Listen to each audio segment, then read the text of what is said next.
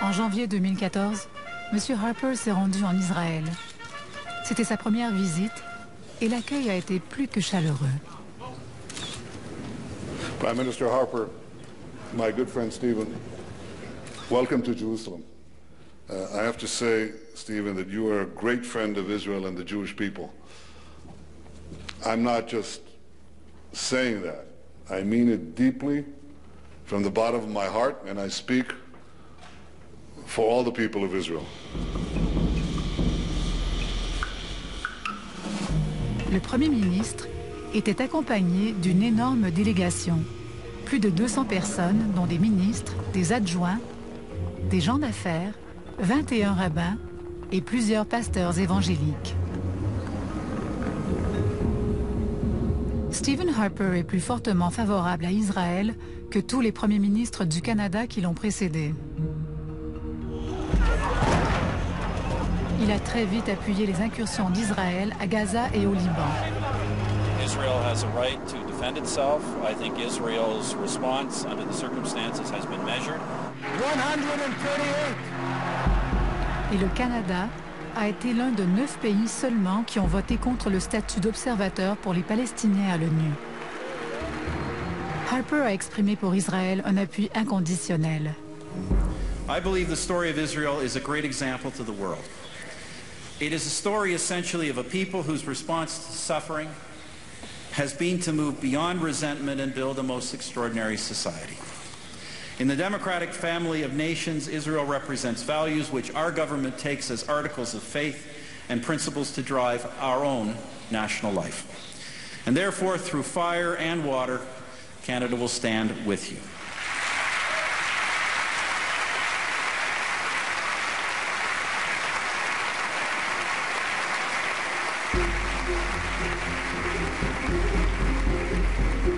Le Canada a donc abandonné son rôle traditionnel de médiateur au Moyen-Orient et adopté une position pro-israélienne intransigeante. Pourquoi? Il y a bien sûr les pressions des groupes pro-israéliens, mais encore une fois, les convictions chrétiennes évangéliques semblent jouer un rôle important.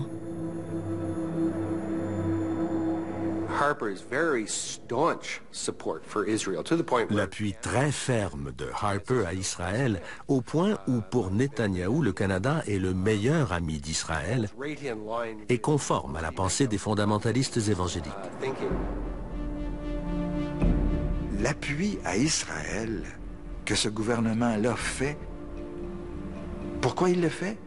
Je crois qu'il y a de la foi là-dedans. Ce n'est pas non plus uniquement pour gagner des votes, c'est pas possible. Ça leur donne pas les élections. À mon avis, je suis pas en sens politique, à mon avis, c'est des groupes marginaux. Hein? C'est une partie de la théologie politique évangélique, un petit groupe qui est fixé comme ça sur la reconstruction du temple de Jérusalem qui va amener le retour du Christ.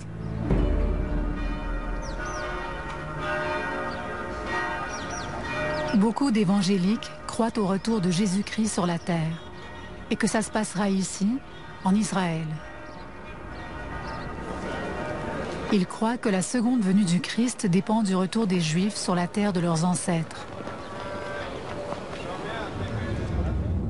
Un petit groupe d'évangéliques a décidé de déménager en Israël pour appuyer le pays et contribuer au retour du Christ. Parmi eux, Sheila Gillenberg. J'aime la Bible et ses histoires et j'adore pouvoir visualiser où elles se passent. Alors, pour comprendre la Bible en technicolor plutôt qu'en noir et blanc, c'est ici qu'il faut se trouver.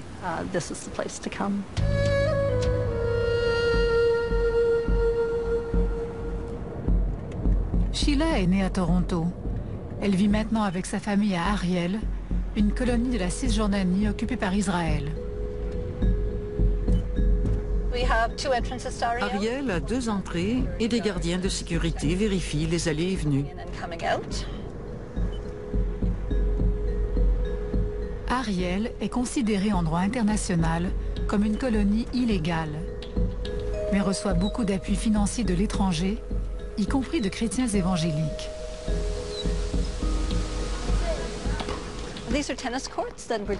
Ici, ce sont les cours de tennis qui ont été offerts par Victoria Hearst, une chrétienne évangélique américaine. Et là-bas, derrière, il y a le mini-golf offert par des chrétiens du Texas.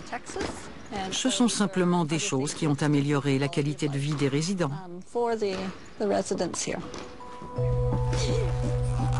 La vie de Sheila et de son mari dans leur colonie controversée mêle constamment politique et religion. Je veux vivre dans la volonté de Dieu. Dieu a voulu que je vienne vivre ici, que je sois solidaire du peuple israélien. Dieu a dit, ceci est votre terre. Je le crois. Alors je vais vivre ici, surtout dans ces territoires qu'on dit contestés. Nous vivons en Samarie. Dieu a donné cette terre au peuple juif. C'est ce qu'on lit dans la Bible. Pendant son séjour en Israël, Stephen Harper a lui aussi mêlé sa foi et la politique. Comme beaucoup d'évangéliques, il s'est rendu en Cisjordanie faire du tourisme chrétien. À Bethléem, il a visité le lieu où l'on considère que Jésus est né.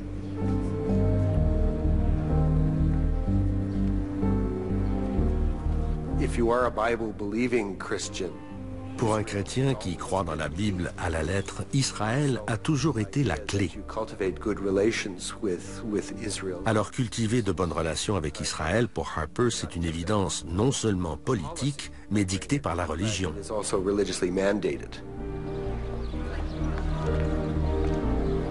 Le christianisme évangélique est l'une des mouvances qui connaît la plus forte croissance au monde.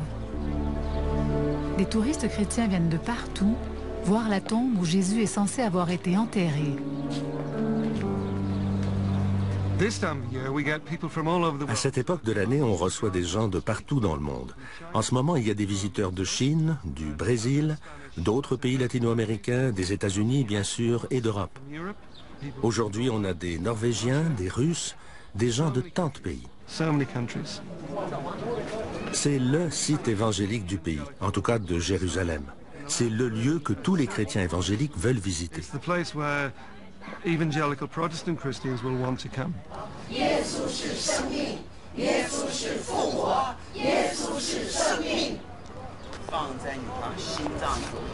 I think Israel is just like a clock of all the world. You see what happened in Israel, and you will know what happened to the world. Because this is a very special country. You know that. It's not about the nations, but about all the nations. Not about only Jewish people, I think. It's about all the nations in the world.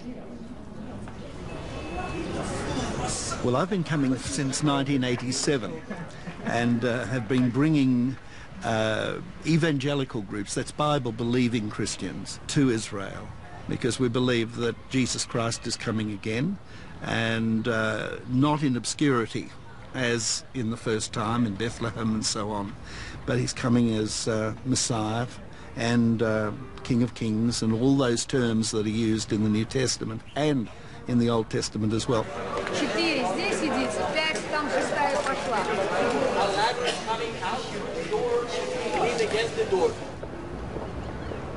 The nation of Israel for evangelicals. Israël est très très important pour la fin des temps, selon les évangéliques. When Jesus returns to earth, quand Jésus reviendra sur la terre, il va revenir en Israël et son pied foulera le mont des Oliviers. Ils prennent certaines références bibliques tout à fait littéralement.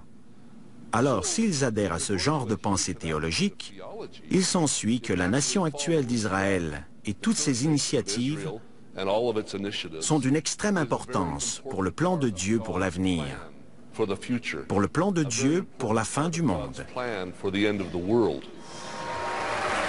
Welcome to the Feast of Tabernacles live from Jerusalem. We welcome you tonight. We're going to bless the Lord. Thank you. Ici, à Jérusalem, les évangéliques ont organisé une célébration en appui à l'État moderne d'Israël. Une fête qui sera filmée pour la télévision chrétienne. everything that has breath, praise the Lord.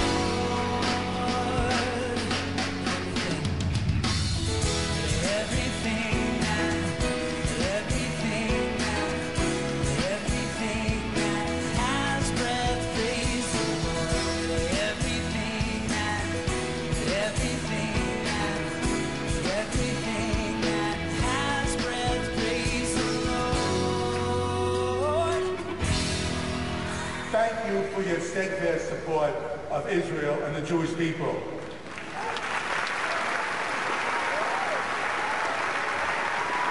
Thank you for standing on the right side of history. Thank you for standing with God.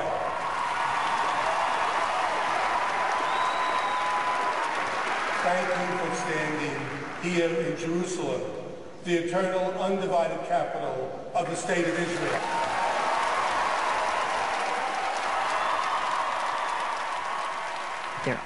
Il y a des groupes évangéliques qui croient que soutenir Israël va garantir leur salut lors de la venue du Messie. Et comme la Bible le dit, celui qui bénit Israël sera béni, celui qui maudit Israël sera maudit.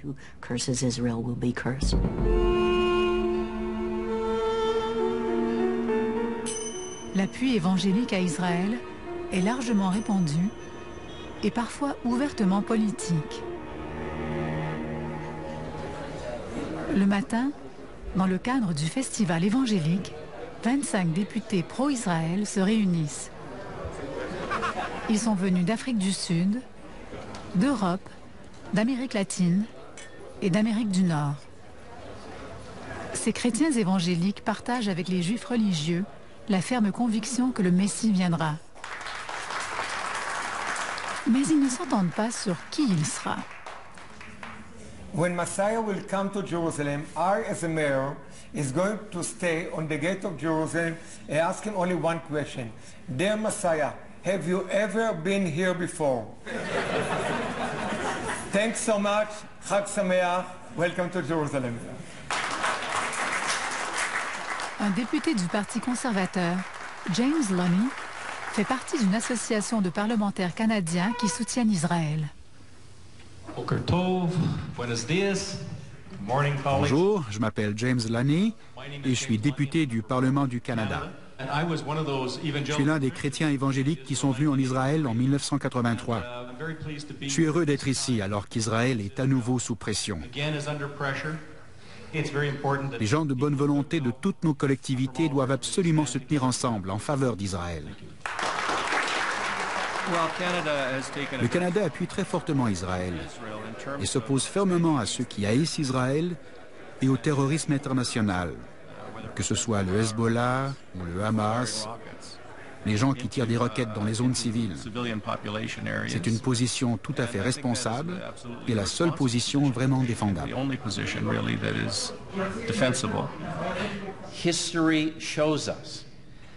And the ideology of the anti-Israeli mob tells us all too well, if we listen to it, that those who threaten the existence of the Jewish people are a threat to all of us.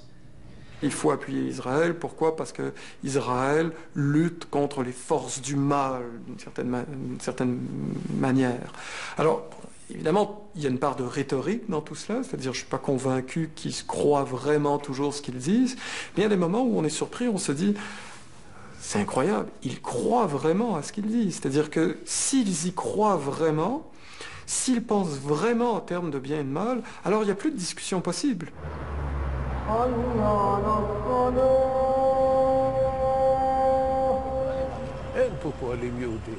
Beaucoup d'Israéliens acceptent l'amitié que portent les évangéliques à leur pays sans se poser de questions. Mais tous n'ont pas la même attitude. Alon Liel est un diplomate israélien à la retraite. Ancien directeur général du ministère des Affaires étrangères, c'est une voix respectée de la gauche israélienne.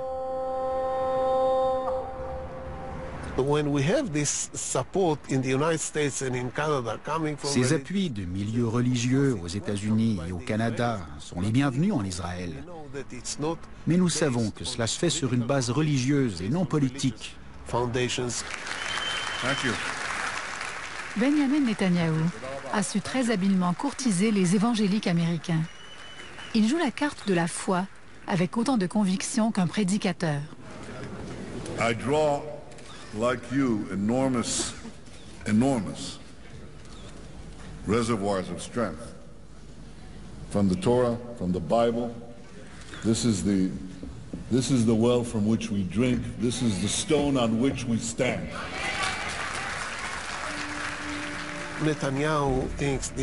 Netanyahou pense que ce soutien évangélique à Israël est un facteur politique important aux États-Unis ou en Amérique du Nord. Mais Liel, tout en faisant un bon accueil aux alliés d'Israël, estime que l'appui sans condition du Canada pourrait avoir de graves conséquences. Si vous croyez que nous faisons bien, appuyez-nous. Si nous devons changer, dites-le nous. Car si nous sommes dans l'erreur et que vous nous appuyez quand même, cela nous mènera à notre perte. En fait, beaucoup d'entre nous se demandent si les choix que nous faisons sont les bons. Il y a de grandes divergences de point de vue en Israël. Mais si vous nous appuyez automatiquement alors que nous avons fait le mauvais choix, nous serons perdus.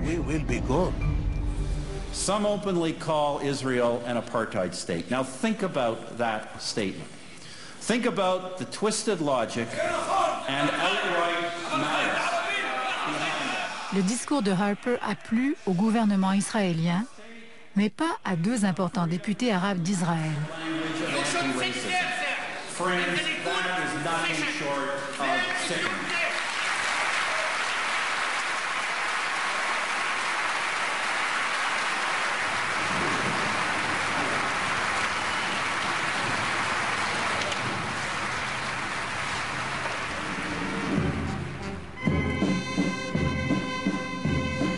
En fait, parallèlement à l'appui sans faille de Harper à Israël, les relations avec les Palestiniens se sont refroidies. Le Canada ne leur accorde que la moitié de l'aide financière accordée en 2013.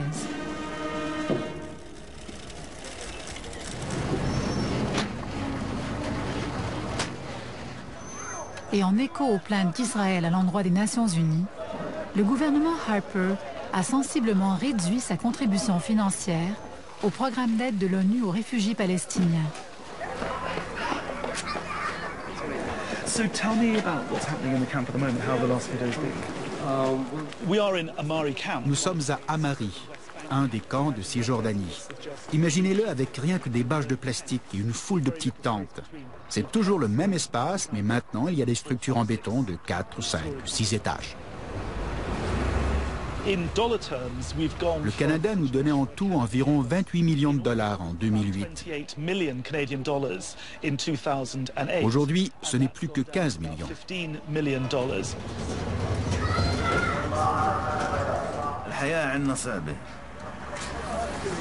عنا بعد الوكالة زمان تدعم الناس تجيب المونة تجيب لها أكل تجيب لها تظبط شوارع تظبط دور اليوم هذا الحكي ما فيش منه في فرق كبير كمان التعليم كمان ضعف عنا يعني صرنا احنا نشتري للأولاد كتب نشتري للأولاد بقى زمان يد الأولاد الكتب والدفاتر والأقلام اليوم انعدم بتاتا.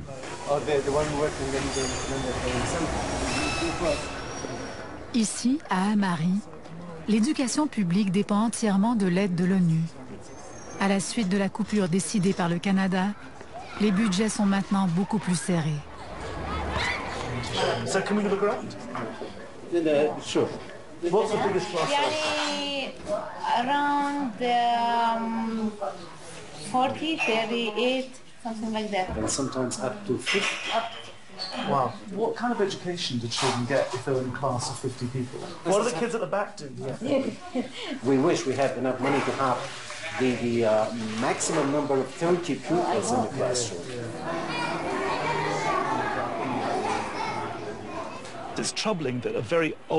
C'est troublant qu'un ami de longue date de l'ONU comme le Canada réduisent le financement de nos programmes de base.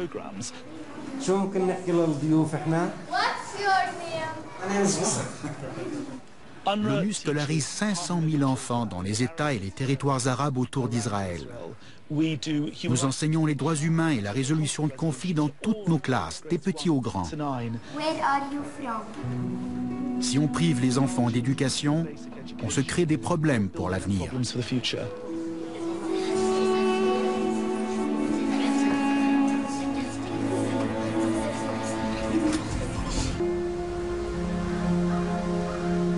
Alors, que signifie le mix politique et religion qui caractérise le gouvernement Harper dans un pays qui s'est en grande partie désengagé de la religion traditionnelle?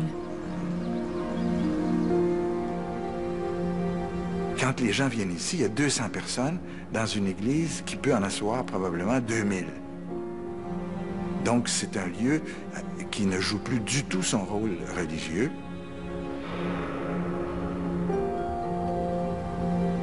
Le mouvement évangélique tel qu'il peut être perçu par les citoyens du Québec demeure incompréhensible. On imagine des gens stupides, sans culture, qui sont contre la science, qui pensent encore que le monde a été créé en 7 jours, etc. La relation à l'évangélisme des conservateurs actuels au gouvernement est une tare.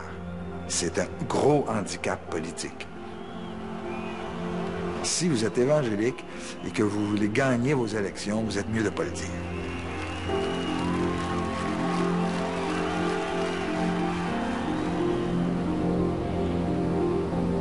Nous sommes peut-être un pays laïque, mais à Ottawa, on constate la présence d'un nombre croissant de groupes de pression religieux. À la Maison de la prière, ils prient pour le Parlement. Au centre de leadership laurentien, ils forment de jeunes évangéliques pour entrer au gouvernement. Il semble bien que la droite religieuse installe ses quartiers généraux dans la capitale. Christian Nadeau pense qu'il s'agit d'une stratégie à long terme.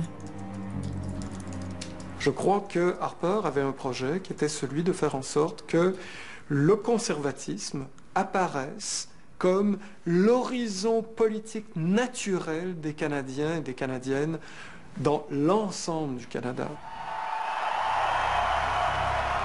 This group has emerged as a power in Canadian politics. Ce groupe est devenu une force au sein de la politique canadienne. Les électeurs évangéliques conservateurs sont sans doute la partie la plus importante de la base électorale de Harper. Il veut à tout prix obtenir un autre gouvernement majoritaire pour faire de son parti un vaste mouvement conservateur, le parti naturel de gouvernement au Canada. Cette base, il doit donc la conserver absolument. Alors il leur fera toujours des ouvertures.